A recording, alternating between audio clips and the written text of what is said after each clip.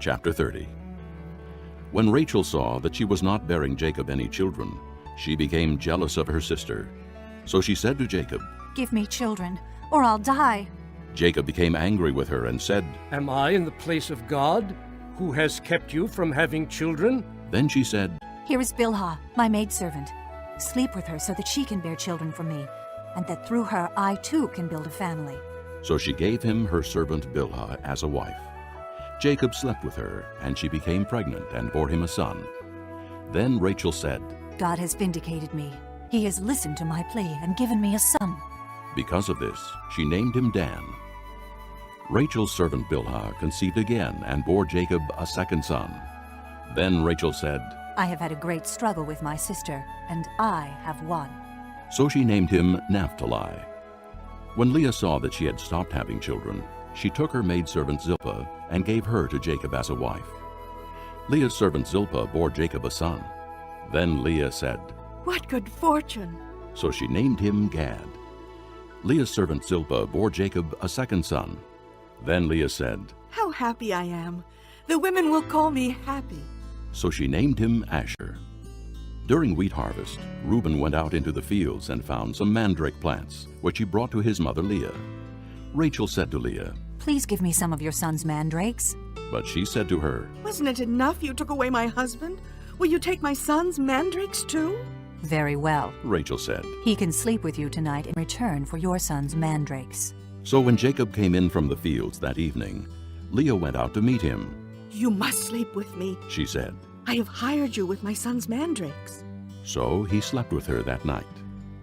God listened to Leah, and she became pregnant and bore Jacob a fifth son.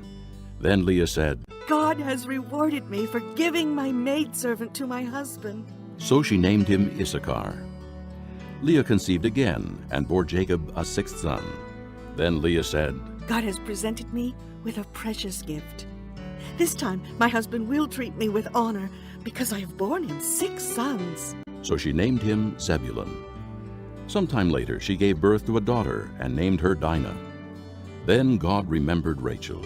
He listened to her and opened her womb. She became pregnant and gave birth to a son and said, "God has taken away my disgrace. She named him Joseph and said, May the Lord add to me another son." After Rachel gave birth to Joseph, Jacob said to Laban, "Send me on my way so I can go back to my own homeland. Give me my wives and children for whom I have served you, and I will be on my way. You know how much work I've done for you." But Laban said to him, "If I have found favor in your eyes, please stay. I have learned by divination that the Lord has blessed me because of you. He added, Name your wages, and I will pay them." Jacob said to him, You know how I have worked for you, and how your livestock has fared under my care. The little you had before I came has increased greatly, and the Lord has blessed you wherever I have been. But now, when may I do something for my own household?"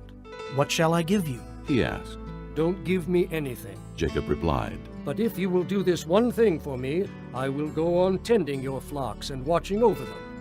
Let me go through all your flocks today, and remove from them every speckled or spotted sheep, every dark-colored lamb, and every spotted or speckled goat. They will be my wages, and my honesty will testify for me in the future whenever you check on the wages you have paid me. Any goat in my possession that is not speckled or spotted, or any lamb that is not dark-colored, will be considered stolen." "Agreed. said Laban. Let it be as you have said." That same day he removed all the male goats that were streaked or spotted, and all the speckled or spotted female goats, all that had white on them, and all the dark-colored lambs, and he placed them in the care of his sons. Then he put a 3-day journey between himself and Jacob, while Jacob continued to tend the rest of Laban's flocks. Jacob, however, took fresh-cut branches from poplar, almond, and plane trees, and made white stripes on them by peeling the bark and exposing the white inner wood of the branches. Then he placed the peeled branches in all the watering troughs, so that they would be directly in front of the flocks when they came to drink. When the flocks were in heat and came to drink, they mated in front of the branches, and they bore young that were streaked or speckled or spotted. Jacob set apart the young of the flock by themselves, but made the rest face the streaked and dark-colored animals that belonged to Laban. Thus he made separate flocks for himself, and did not put them with Laban's animals. Whenever the stronger females were in heat, Jacob would place the branches in the troughs in front of the animals, so they would mate near the branches. But if the animals were weak, he would not place them there. So the weak animals went to Laban, and the strong ones to Jacob. In this way the man grew exceedingly prosperous, and came to own large flocks, and maidservants, and men servants, and camels, and donkeys. And